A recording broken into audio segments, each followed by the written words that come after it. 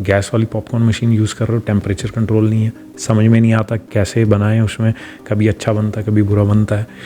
तो ये सारे अगर सवाल आपको तंग कर रहे हैं तो ये वीडियो देखते रहिए और आपको समझ में आएगा कि आप एक गैस पॉपकॉर्न मशीन से भी हर बार बेहतर और बढ़िया पॉपकॉर्न कैसे बना सकते हैं। सबसे पहले हम पॉपकॉर्न मशीन को प्री हीट कर लेंगे। इंडस्ट्रियल पॉपकॉर्न मशीनों में ये करना ज़रूरी क्यों है, चाहे एक छोटी मशीन ही क्यों है।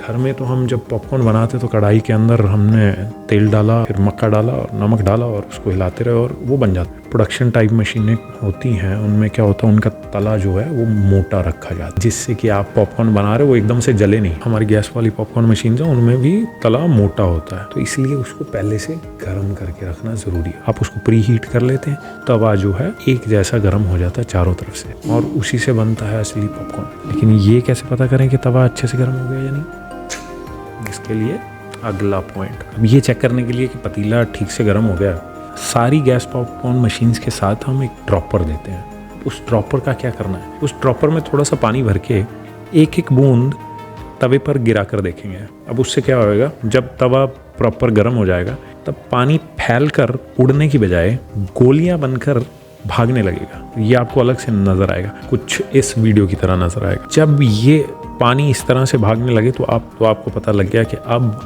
तवा प्रॉपरली गर्म हो गया। अब आगे क्या करना है, अगले स्टेप में ये है कि जब ये पतीला पहले से गर्म हो रहा था, हम इसको गर्म कर रहे थे गैस पे, तब साथ ही साथ हम दूसरी कुछ तैयारी भी कर रहे थे। तो हमने आधा किलो मक्की पहले से तैयार करके तोल के रखी है। हम हर एक मशीन के साथ एक बीकर देते हैं जिससे बार बार आपको तोलने की ज़रूरत नहीं, आप उस पर एक निशान लगा सकते हो। वो ट्रांसपेरेंट बीकर है, उसमें आपको पता चल जाएगा कि कितनी मक्की आपने डालनी है उसके अंदर। थोड़ा सा हमने तेल लिया, आमतौर पे जितना तेल चाहिए होता है उससे थोड़ा सा ज़्यादा लिया। ऐसा क्यों किया, क्योंकि पहला बैच बना रहे हैं, पतीला जो है वो सूखा रहता है, थोड़ा सा एक्स्ट्रा तेल उसके अंदर डालेंगे, सारा अच्छे से लग जाए। तो ये नहीं होगा कि मक्के को तेल नहीं लगा और सारा तेल पतीले को लग गया और मक्का जो अच्छे से नहीं बना। ये सिर्फ पहले बैच के लिए करना है, थोड़ा सा एक्स्ट्रा तेल उसके अंदर डालेंगे, बाकियों के लिए जितना चाहिए उतना ही। अब हमारा पतीला भी गर्म हो चुका है और सारे इंग्रेडिएंट्स भी तैयार हैं। अब हमें क्या करना है, जैसे ही पतीला गर्म हो जाता है एक एक करके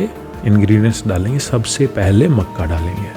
ऐसा क्यों, खाली पतीले के अंदर कभी भी तेल नहीं डालेंगे क्योंकि ये पतीला पहले से गर्म है। जैसे ही हम उसमें तेल डालेंगे वो तेल सारी गर्मी सोख लेगा और एकदम से आग पकड़ लेगा, ये हम नहीं चाहते। तो इसलिए हम क्या करते हैं, हम पहले मक्का डालते हैं। मक्का सारी हीट खींच लेता है, आग लगने का कोई डर नहीं होता। घर पे जब हम कढ़ाई में पॉपकॉर्न बनाते हैं तो पहले तेल डालते हैं फिर मक्का डालते हैं। यहाँ पे उल्टा है, पहले हम मक्का डालेंगे, तेल डालेंगे और फिर नमक डालेंगे। सारी चीज़ें डालने के बाद अब हम मशीन को काम करने देंगे। अब मशीन उसको अपने हिसाब से हिलाएगी, पॉपिंग शुरू हो जाएगी।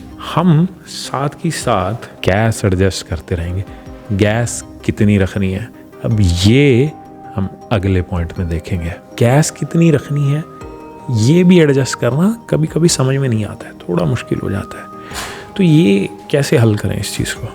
पॉपकॉर्न का जो सही समय है बनने का वो तकरीबन 3 से 3.5 मिनट का है। तो गैस को आपको उतना रखना है कि पॉपकॉर्न 3-3.5 मिनट में प्रॉपरली बन जाए। अगर पॉपकॉर्न बनने के लिए ज़्यादा टाइम ले रहा है, गैस को बढ़ा देंगे। अगर जल्दी बन रहा है तो गैस को कम रखेंगे। तो ये हमारा एक मापदंड है। वो आपने बैच डाला, डालने से लेकर सारा बाहर निकलने तक 3.5 से 4 मिनट के बीच में ये हो जाना चाहिए। तो अगर ये टाइम फ्रेम आपका चल रहा है 3.5 से 4 मिनट और ये घड़ी से नापेंगे हम, अंदाजे से पता नहीं चलेगा। तो ये 5-6 बैचेस में ऐसा करके देखेंगे, उसके बाद आपको समझ में आ जाएगा ओके इतना गैस मेरे को रखना है। अब आपको ये बता दूं कि तेल कैसे देखना है कि कितना तेल चाहिए होगा। तो हम सबसे पहले 15% तेल से शुरुआत करेंगे, यानी कि अगर 1 किलो मक्का है तो उसमें 150 ग्राम तेल डालेंगे, यानी कि आधा किलो के अंदर तकरीबन 75 ग्राम डलेगा। तेल कितना डालना है एक बैच में डिसाइड नहीं कर सकते।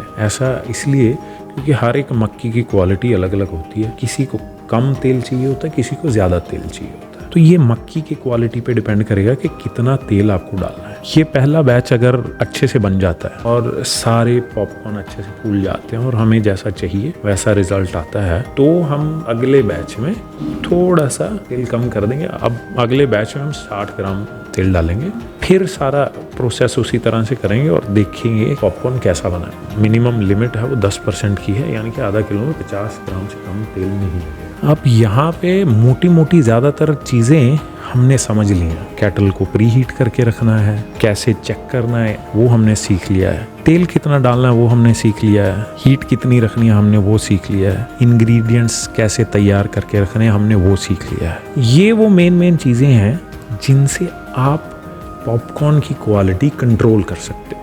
हर बार एक जैसी क्वालिटी आप बना सकते हो। कुछ बार ये चीज़ें रिपीट करने के बाद आपको बाद में सोचना नहीं पड़ेगा। ये गाड़ी चलाने की तरह है। तो जैसे शुरू में हम गाड़ी चलाना सीख रहे होते हैं तो हम थोड़ा ध्यान से चलाते हैं, और उसके बाद जब हम सीख जाते हैं तो फिर उसके बाद ऑटोमेटिकली हमें पता भी नहीं चलता कि वो कैसे चल रही है, वो ऑटोमेटिकली चलती है। ये सारी चीज़ें करने के बाद आप अच्छी क्वालिटी के पॉपकॉर्न बना पाओगे।